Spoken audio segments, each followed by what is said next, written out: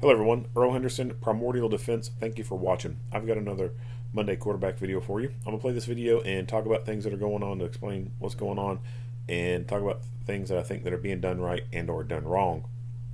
This comes from Louisville, Kentucky, my home state. So this was on April 20th, 2025. This video is just one of two videos, and this one is 16 minutes long and the other is like 7 to 10 minutes long or something like that. So I'm not going to play the entirety of each video. So if you want to go through and actually watch the full videos, I will have them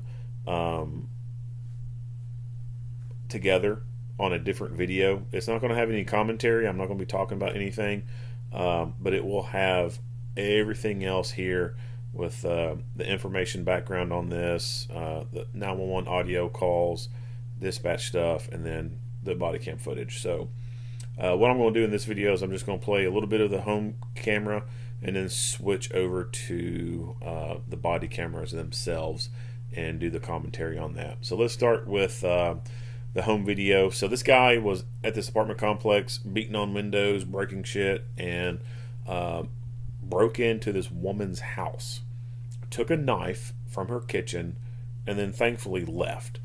I'm glad he did not decide to stay and do anything else. Officers were en route to the first call for service. So at this point, the police are already on their way because someone's already called about this dude doing shit.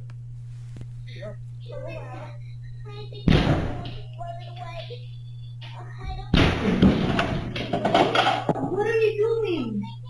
Man, you ever had sex with your daughter, man? That's fucking pathetic.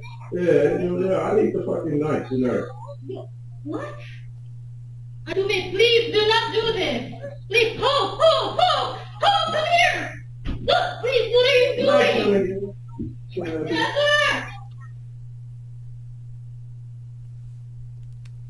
And of course, he chooses the Michael Myers knife there, right? Like the big O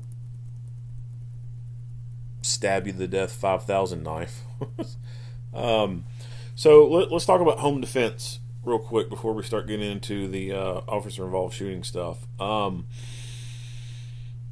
So how will a person get into your home? Most likely they're going to come in the way that you come in. They're going to come in through the door. And that can either be because your door was not locked, which happens in a lot of cases. Bad guys just walk straight into the damn house because the door is left unlocked, even with the people there. Or because of cheap manufacturing, the screws that come with door frames and stuff just aren't that great.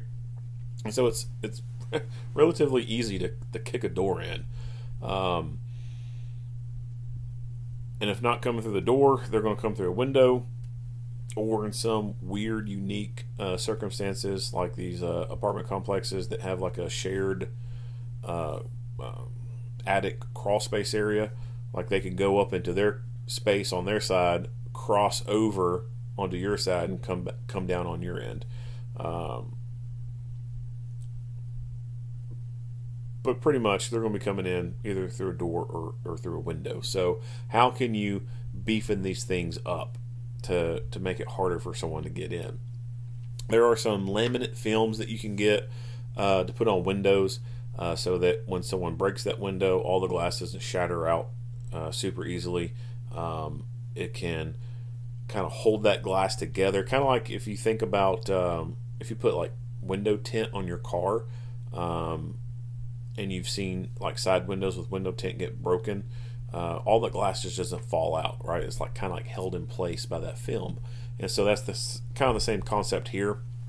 You put that laminate on these windows, and it keeps it together. But the laminate is also, it's designed so that you actually have that extend out into the frame itself. Now, is that something that is going to be doable for a person who is renting an apartment? But no, probably not. But your own home, yeah, that's something that you can pay to have done, to modify the structure like that and make it harder for people to break in. Now, by doing that, you also make it a little bit harder to get out too. So if you have a plan on using a window as a fire exit, that is something that you need to think about and consider. Of course, there's the security bars, they can go on windows, and the same thing with that. It not only does it make it difficult for someone to get in, but it also makes it difficult for you to egress and get out through that window. That's something that you'll have to make a decision on your own depending on where you're living at. And I think that if it is to the point that you need to put bars on your windows, then you just probably need to move. But obviously, that's not an easy possibility for some people. Like a lot of people are just kind of stuck where they are, right? I always hate when people say, well, if you don't like your job, just quit. No, like you can't just up and quit, right? Like, I mean, some people do. Like, I don't know how they do it. There's been times I wanted to rage quit before, but the realization that there's bills, got to eat. Like, how you gonna do that without a job? So yeah, you just can't like up and quit. You just can't up and move one day, right? So it takes some effort, takes some money to do something like move from where you're at. But yeah, if putting bars on your windows is a thought, you need to abandon that thought and start planning on just moving the hell away. With doors, so when you look at a door and you look at the door frame, so you take away the drywall and you take away some of that molding on the door frame itself, you can see the outline of the studs, or the framing of the house, right? So like if you took everything away, you would just see these you see this lumber, the 2x4s, and just the basic framing of the house, like a skeleton of sorts. And so you see that in the door frame itself, right? And then they come in, they put the drywall up, and then on the door frame they can put the trim work, the molding on the outside of it, make it look nice and neat or whatever. But the core of it is that framing. And the door itself, interior doors can be pretty light, pretty thin wood. Exterior doors can also be wood, but some apartment complexes will use metal doors. But often they may or may not also incorporate metal frames. A metal frame and metal door for an exterior door can be a little bit more difficult to kick in, right? So if you're renting, if you're able to go shop around, so to speak, and you can find an apartment complex that has metal doors and metal frames, then that's a plus. But your own home, this is something that you can do as an upgrade, is you can have a metal frame and door installed for your exterior doors to make those a lot more sturdier. But if you're going to stick with just this, the wooden frames and whatnot, the little metal piece that stays on the door frame itself, the strike plate, is the flat piece of metal with a hole in it, and then the hole in the door frame. So when you close that door, that little latch clicks inside of it. The screws that hold that in are, when they come with these doorknob kits, they're pretty small screws, right? Because going above and beyond costs money, and manufacturers don't want to spend more money on something because that eats into their profits. So they supply the minimal amount, and these screws are not very long. So you just screw in the strike plate, and then you close your door, and that can make it super easy to kick that door open. So when you think about the hole that's in the frame, it's not a very deep hole, and that little latch, right, it's not that long. And so when you close the door and then that latch goes in that little hole, when you kick that door, that portion of that hole where that latch is what's giving out, is what's breaking. And so the strike plate itself, because it's in that place and the screws are not that deep, when you kick, of course that strike plate comes with it and knocks out that piece of wood and just rips out super easily. If you took long, heavy-duty screws and put those in, that would make it a lot more harder to kick open that door, because those screws go deep into the frame and anchor in. And so when you kick and that latch hits up against that strike plate, it is then meeting the resistance of that screw that is balls deep into that frame and is anchored in deep. And that can make it harder to cause that frame to break right in there. Eventually it will break. But it's not going to break as easy and as quick as it would when you have those smaller screws in there. So one thing you can do right now that's a simple hack is go get some long screws and take the ones in the strike plate out and then replace them with those long ones. And that will improve your home defense by just a little bit. When you're home, there are these devices you can get that you can put up against the door handle, and then the bottom piece goes up across the floor, and it works by friction. It's kind of like the concept of taking a chair and buttoning up against the door frame, and then when someone tries to open the door, they're not going to be able to get it open. They look like a long little piece of metal with little U-shaped corners on it. It almost looks kind of like the I forgot what it's called. Back in the 1990s, you would see these advertisements for these things that would lock on the steering wheels, so that if someone stole your car, they wouldn't be able to steer the car very well, because this long rod would be on it and it would hit your legs and prevent you from turning the wheel and steering. Kind of like that in a way.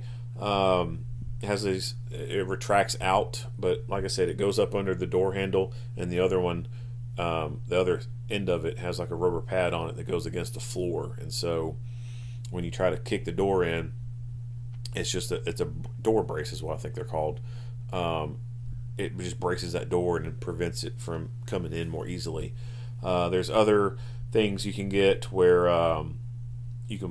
you basically have to drill a plate into the ground on the inside of the door, or right before the door, and then when you get home, when you close the door, you put this rod down in that hole, and it clicks in place. And then when someone tries to kick the door in, like, that thing's not moving, right? It's like a deadbolt going downward into the floor, so to speak. And of course you got door chains and stuff like that. But eventually someone's going to be able to breach that door. They're not completely unimprintable. You can go through a door, right? It just takes time, just like a safe. A safe is not able to keep everyone out. Every safe can be broken. Even the locks in Fort Knox can be broken. It's just how much time is it buying you? And so no matter what you put on a door, no matter what you put on a window, someone's still going to be able to get in. But the key is the time that it takes them to get in. And the longer it takes them to get in, the longer you have to get your gun out and take a defensive position and start blasting whatever comes in. Because if they put in that much work, if they put in that much work to get into your house, they want it. They want it bad, and you need to give it to them.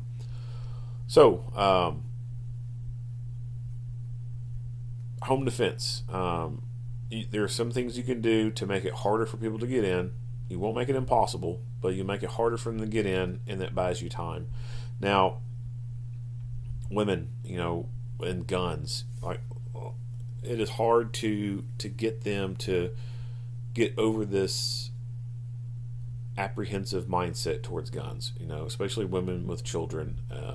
They don't want the child to be harmed by the gun. They think it's dangerous, yada, yada, yada.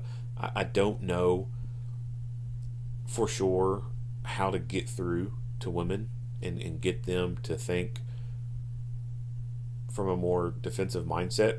So many of them have the mindset of it's not going to happen to them, or they're just timid and scared of guns, whatever. But I think that a visual like this and seeing videos like this can help women come to that conclusion a little bit better. And especially this incident in of itself. So you're about to see two officers go hands-on with this guy. And these two officers are two adult men. And these two officers have difficulty gaining control over this guy. And they can't control him, and he gets a hold of the knife, and they have to end up shooting him. If two grown men cannot physically control one guy, what is a woman going to do against a guy like this? Nothing. Nothing but scream. That's all the woman's going to be able to do is scream and cry. Because if two grown men cannot physically control this one guy, there's not a snowball's chance in hell that a woman is going to do that. So maybe the visuals of this could help a woman understand why it's important to consider getting a gun for home defense.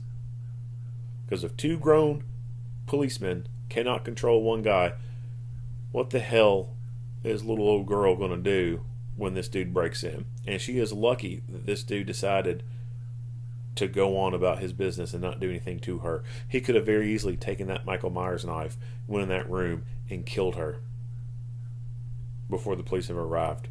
And there's nothing that she would have been able to do other than scream and cry. Alright, so let's get to the body cam footage itself. So police finally arrive, and like I said, luckily this asshole was not motivated to harm the woman. Original caller Hey, sir. says that he, as a neighbor, hasn't seen anything since. We did just get another caller, says the Hey. resident of the home advised the neighbor You okay? look out her window. What are you grabbing there? Apartment 335. Put Correction, put that down. 3359. Put that down. 42 there. Put that down. What do you got there? What's going on today? Radio page 1086 right now. What's the matter? Right now. What's the matter? Huh? Well, talk to us for a second. Have you around? I'm going to hold you. What's going on? All right. So at this point, the police are responding to this call, knowing this guy's trying to break into places. This is a more high-risk kind of scenario, in my opinion, and so this is something that I think that would dictate the need to have a long gun out.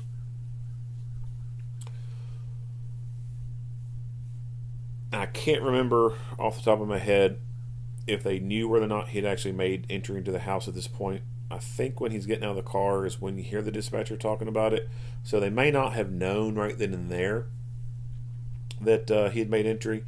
But it's also possible that they could have gotten that information. I don't know 100% sure.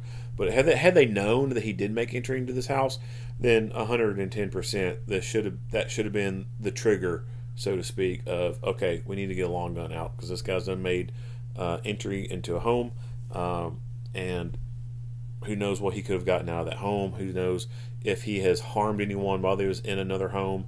Just because he broke into one home doesn't mean he hasn't broken into another. And so they do know that he is going around beating on windows and stuff like that. So I would say it would be plausible to assume that he could have made entry into another house or apartment, killed the person that was in it, or injured them in a way that they're currently dying, and this needs to be resolved quickly. They need to get this guy secured and then start doing protective sweeps to see if there's anyone hurt, anyone dead, etc. And because of that violent nature of it, right? Like, that is a violence right there, going into someone else's domain, someone's dwelling.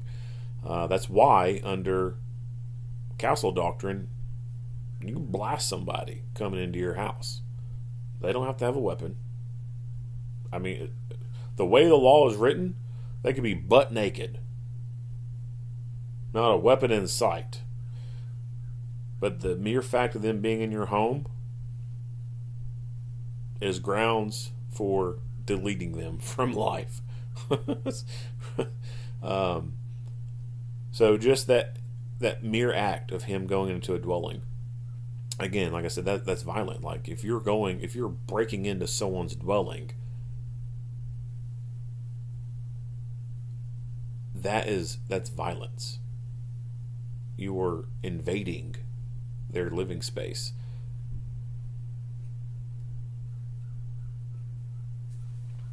So I definitely think a long gun should have been brought out for this interaction.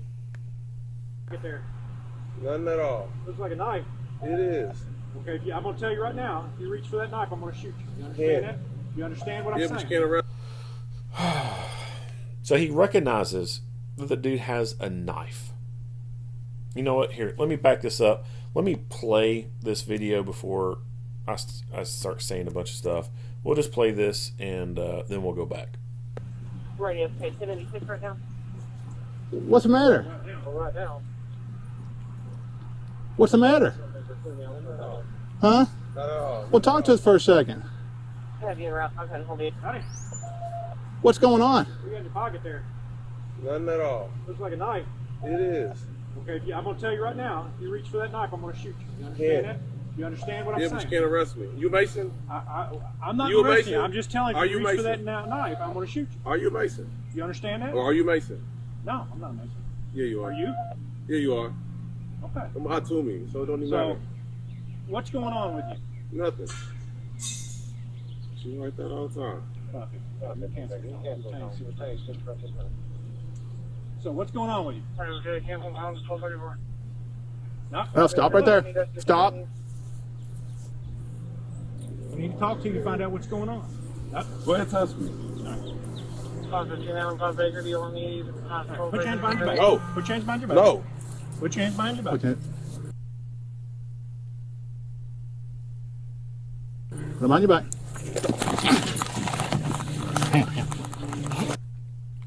All right, so I'll pause it here and let's go back. So he recognizes that he has a knife, but yet we don't see him take any type of defensive posture. We know with the Tueler drill that a person with a knife can close the distance of 21 feet and be slashing and stabbing before you can get your gun out and put effective rounds on target. We eventually see the officer whose camera we're watching through. That officer does end up pulling a taser out. But there is no lethal weapon from the police side being presented at this point, and that is wrong. This guy has a deadly physical weapon on him. Although he's not holding in his hand, he is obviously armed with it, and it would not take much effort for him to be able to pull that out and bring it into the fight. Due to the circumstances of what's going on,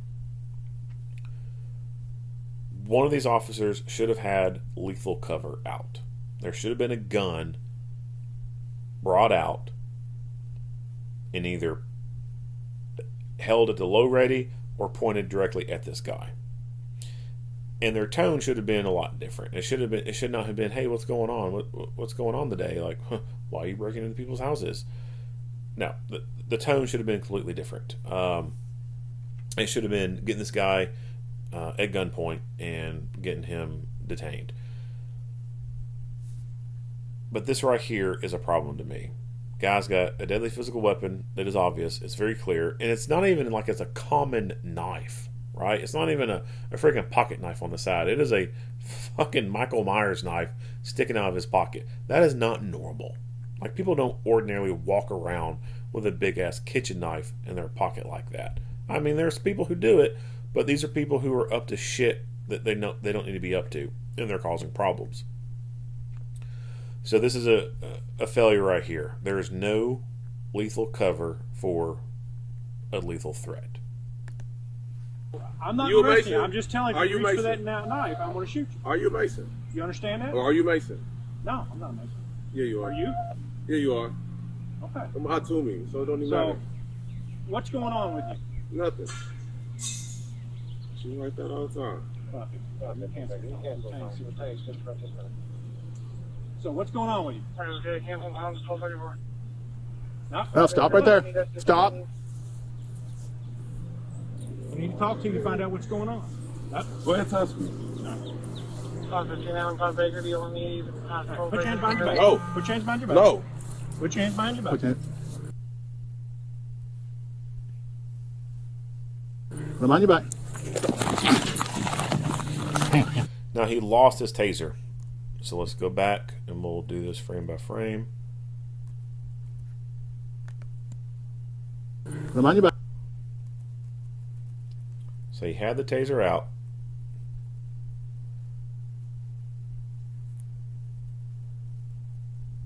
And then it very quickly disappears.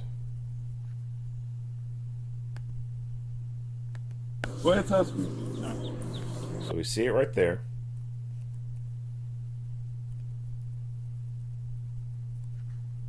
Put your hands behind your back. No. Put your hands behind your back. No. Put your hands behind your back. Okay.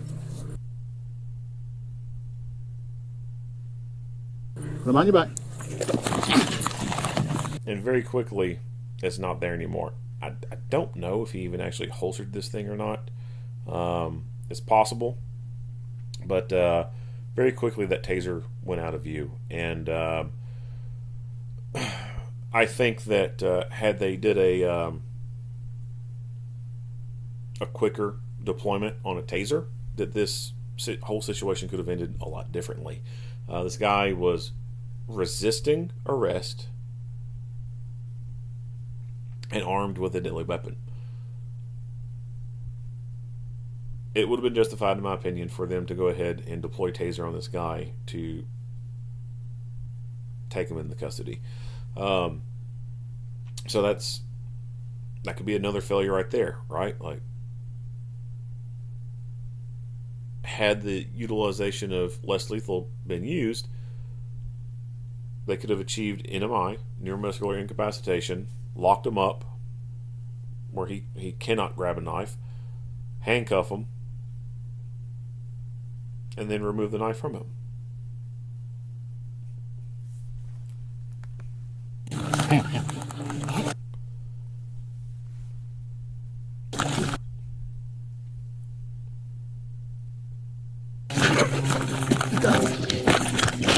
There he goes.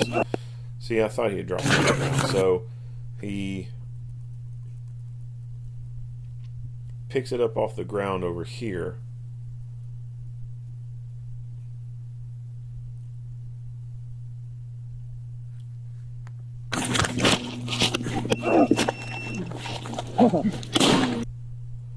I think we hear it fire.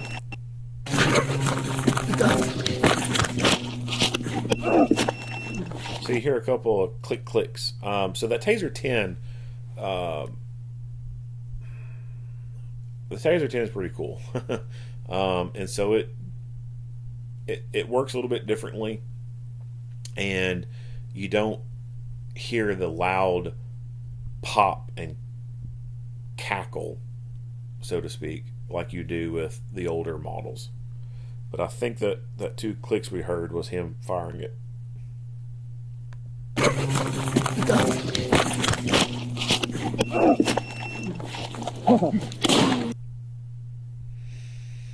Now, for the majority of this rest of this video, Start EMS code 3. I got a male subject with a...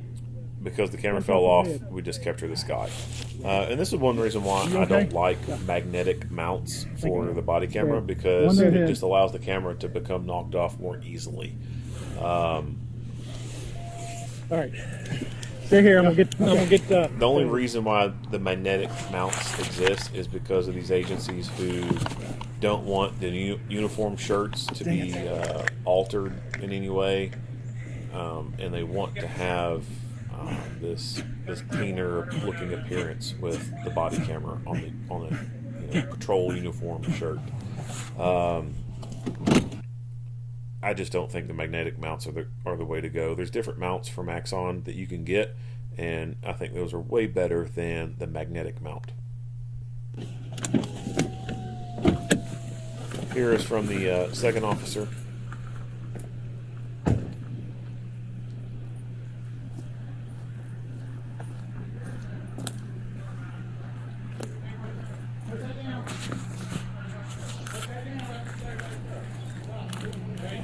Well, we have him out here. He's got some kind of rock in his hand.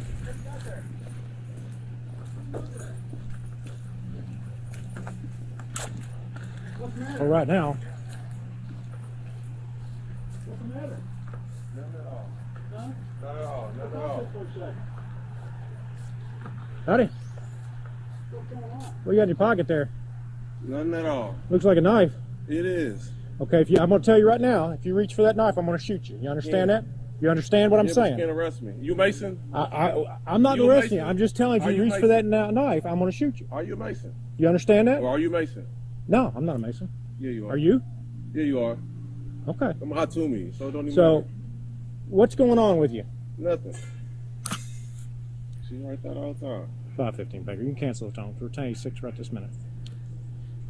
So, what's going on with you? Stop. Hold up. Hold up. We need to talk to you and find out what's going on. Stop. So at the very beginning, their presence there had an effect on this guy. He stopped. He was not pressing the issue anymore. But as the officer started talking and did more talking than acting, I think that this guy started to see a window of opportunity to exploit. I think he started to perceive these officers as the kind to not push an issue and go hands-on, not to be aggressive. And I think that he probably perceived that and saw them as being weaker. Probably saw them as people that he could try stuff on and get away with. And so I think that's why initially we see him stop being somewhat submissive and then changing and starting to push the issue with trying to do whatever he wants. I think that at first sight he was intimidated, but then after interacting with them, he became less intimidated by them. Must be. All right, put your hands behind your back. No. Put your hands behind your back. No. Put your hands behind your back. Behind your back.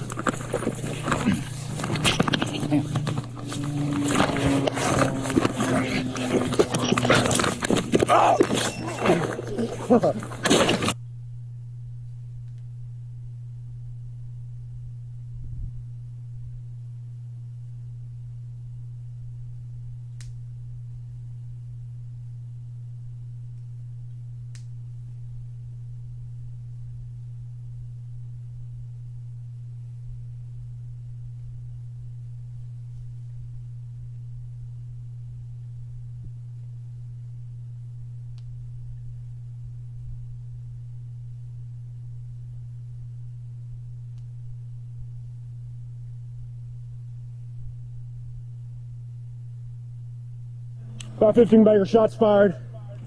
Start EMS code 3. I got a male subject with a gunshot to the head. You alright? Yes. Are you okay? Yeah. I think I am. Stabbed. One to the head.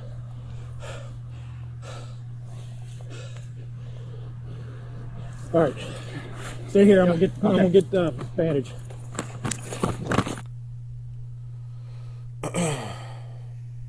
Following this critical. Alright, so the second video is basically just the beginning of it, and up into the shooting is from the second officer's body cam. And then after the shooting is what we start to see more of. And I like that they included this because it does give some pretty good visuals and talking points here. But let's go back into the part where they use force, and then we'll go from there. Go ahead, touch me. All right, put your hands behind your back. No. Put your hands behind your back. No. Put your hands behind your back. Behind your back.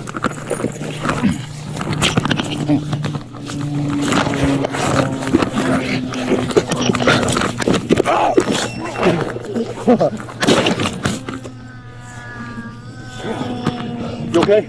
515 Baker, shots fired. Start EMS code 3. I got a male subject with a gunshot to the head. You alright? Yes. Are you okay? Yeah. I think I am. Stabbed. One to the head.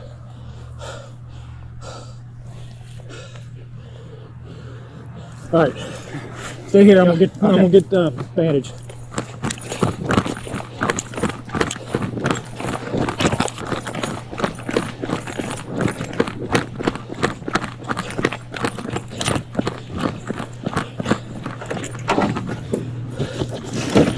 Alright, so go right back into this. Find a good freeze frame. Alright, so see this trunk? Typical police trunk. Just full of stuff, right? We got what looks like a box of gloves, clipboard, some kind of box over here, a bag, evidence bag, something here. Looks like a pile of stuff right in here. Traffic vest maybe, or a jacket. Some more stuff here. A bunch of stuff. And then we have this bag right here, which is his medical bag. And it is easily accessible. There's nothing in its way. I've seen so many times where people go to get a medical kit out of their trunk or the cargo space and is buried under a bunch of crap. This is how it needs to be done. Your medical kit needs to be on top of everything else. It needs to be readily accessible. You don't need to be digging for a medical kit. So I like how it's easy to grab.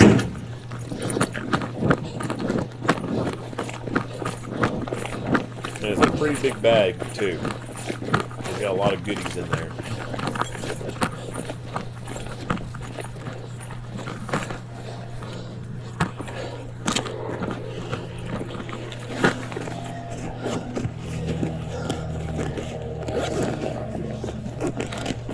You got hand gloves on?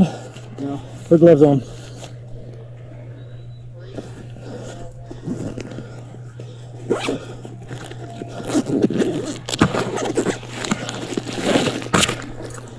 .515 Baker, CPR is in progress.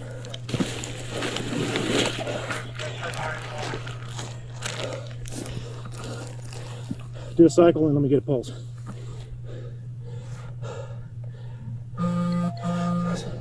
I have a pulse. I don't know if I've been stabbed. He tried to get me. That's right. All right. I mean, there's nothing I can do on the head wound like that. All right. Continue CPR.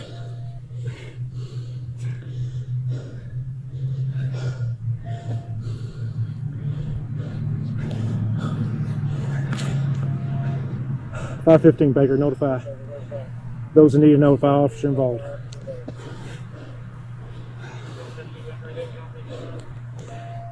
Make notifications, officer involved. Oh, your body camera's on the ground there too. That's yours, buddy. Is it mine? Yep.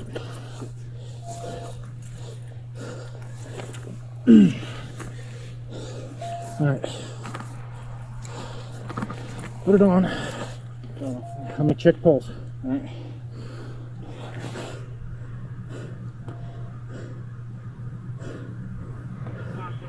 Hold compressions. I got a pulse. You got a pulse? I got a pulse. He's not breathing. All right. I'm gonna bag valve him.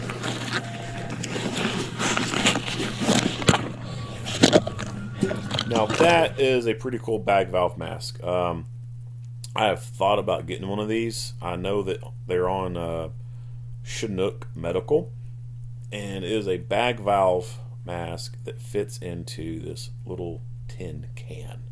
Like, how cool is that, right? Like, it doesn't take up a whole lot of room,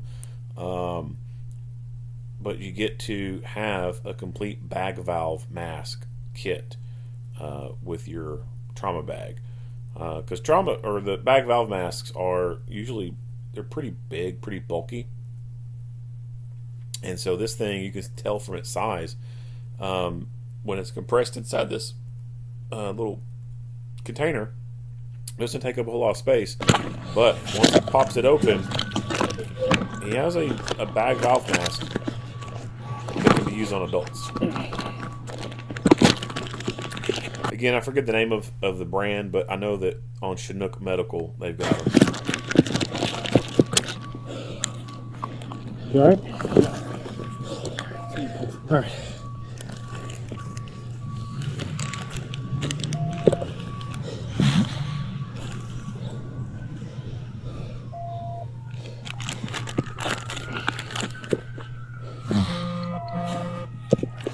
I'm not feeling a pulse now. Get a scene. Yeah, hold it. Yeah. Get a scene. I'm going back on. So, a bag valve mask is pretty nice, but here pretty soon they'll start asking whether or not that they're getting any good breaths into this guy. So, nasopharyngeal airway and an oropharyngeal airway will be the next two things to be able to consider using to establish a good airway on this person. With normal CPR, you do a head tilt chin lift. Now, this is a trauma involved, and so with trauma, you may not want to do a head tilt chin lift because spinal injuries. You can do what's called a modified jaw thrust, but that will require both hands to do that. But you can do that modified jaw thrust to bring the jaw forward, and when you pull that jaw, when you perform that maneuver and you push the jaw upwards, that can cause the tongue to move forward as well. And so what's happening with these people when they're unconscious, the tongue relaxes and it just kind of goes backwards a little bit and occludes the airway, the pharynx. You can't swallow your tongue, that's an old wives' tale, but it can become relaxed enough to where it just kind of lollygags in the back there, and it kind of occludes your airway some. A nasopharyngeal airway goes in through the nose, and then the end of it comes back into that pharynx area itself. And then a oropharyngeal airway is a piece of plastic. It's kind of J-shaped sort of, and you can insert it into the mouth, twist it, put it in place, and that hook of the J catches the tongue and then keeps it pressed against the base of the mandible so that it keeps it from rolling backwards and including the airway. Those can be effective airway adjuncts to be able to get an airway established in a person. Otherwise, you're having to do the head tilt chin lift method to cause that flexing to get that airway opened in trauma patients. It's frowned upon to do that. The bag valve mask is a great tool, but like I said, if that tongue's in the way, it can be hard to get breath into someone. So that's where your airway adjuncts need to come into play. Big! Make it big! He's also squeezing the bag while the dude's doing compressions. You can't effectively do that with just the bag valve mask and no other advanced airway done. Now, if they had an advanced airway in, like a tube, if they had a tube going in, then yes, you can certainly still bag while someone's doing chest compressions. But at this point, the dude doing chest compressions, he's not going to be able to get air in while he's doing those compressions. You can only do that with an advanced airway in.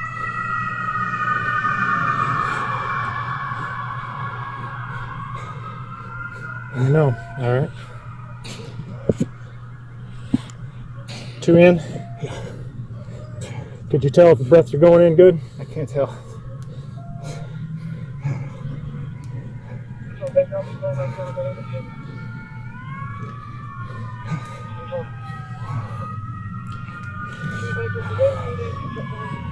Yes, no one in. 2 in. Continue CPR. So earlier they had mentioned that they had a pulse. If you've got a pulse, then the only thing you need to be doing is providing rescue breaths.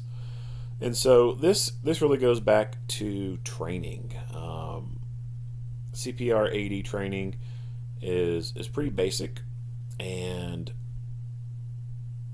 although it's good information to have, I just don't think it's good for public safety. I think public safety needs to have beyond just basic first aid CPR AED. And if they would have beyond just that, then I think that we would see a different way of medical care being done in these videos, especially this one here. Because with a good foundation level of knowledge for pre-hospital care, you get that with classes beyond just CPR, AED, first aid. And like I said, if he's got a pulse, there's no need to perform chest compressions because the heart's already beating. You wouldn't have a pulse if your heart wasn't already pumping, right? That's where a pulse comes from, is the beating heart. So no need to compress the chest for a person who already has a pulse. So what instead he needs to be doing is putting both hands over the mouth seal, getting a good airway, doing that modified jaw thrust, and then have the other guy take over the bagging and just do rescue breaths for this guy. And then, of course, intermittently check here and there to see if he still has a pulse or not. And if he still has a pulse, just continue to give rescue breaths. And then when you find out he don't have a pulse, then you start chest compressions.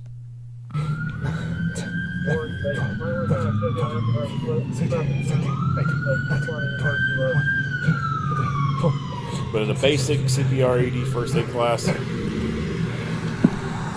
that kind of knowledge I can see could be Put 2 breaths in. Where'd that knife go? It's over here behind me. Good, guys. Gunshot wound to the head. Have no pulse. Where at? Right here on the side. Gotcha. No pulse. Okay. No breathing right now. 2 in. You got her. All right. No breathing right now.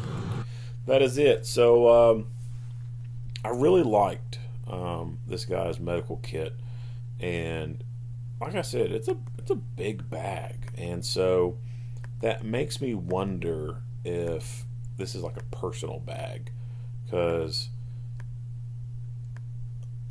unfortunately agencies don't always buy the greatest stuff, and Louisville police, up until that bank shooting where the officer got shot in the head in the active shooter event, up until that point, officers were having to buy their own guns in Louisville.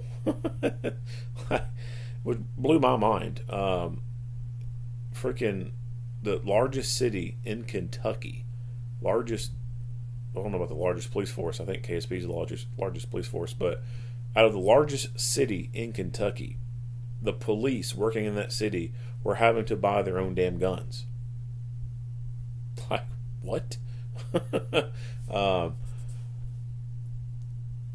So if they were having to buy their own guns, and it makes me question whether or not Louisville government would buy nice medical kits like this. So it makes me think that this is probably a personal thing that this guy bought on his own, especially that cool little pocket bag valve mask.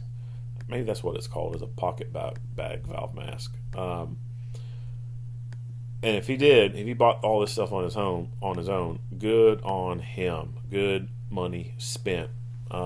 Unfortunately, agencies, like I said, they don't spend money on stuff like that a whole lot. And some agencies, especially these agencies who are all about wanting to be accredited,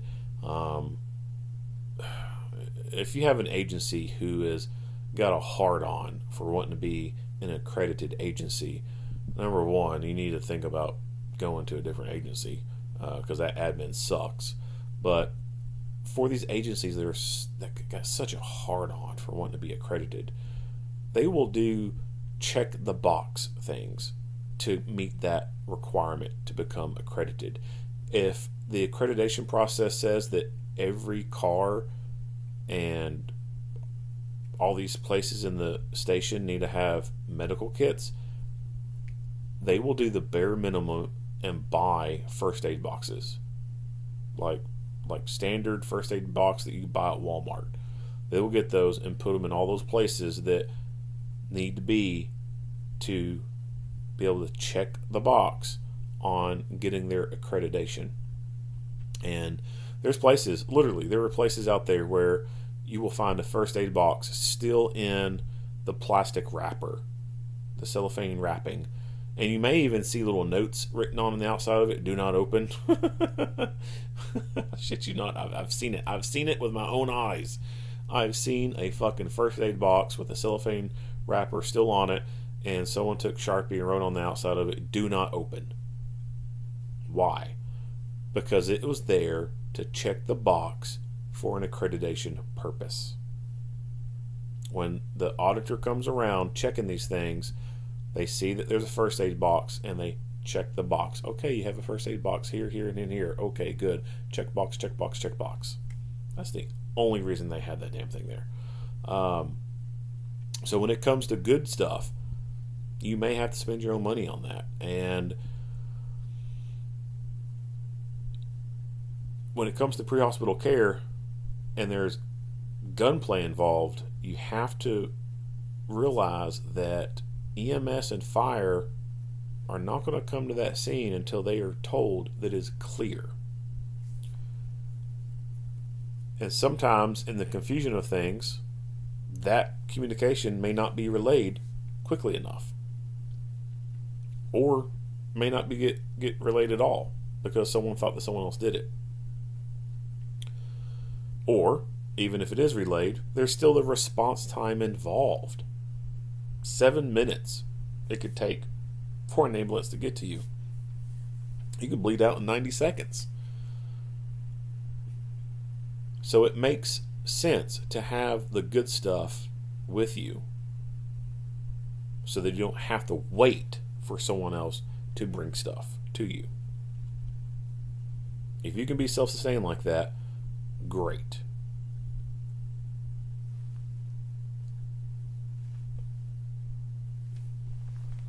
Alright, not much else to say about this video. If you like what you hear and see, go ahead and give me a like and a share. If you haven't already, hit the subscribe button and stay tuned for more Monday quarterback videos. Earl Henderson, Primordial Defense, thank you for watching.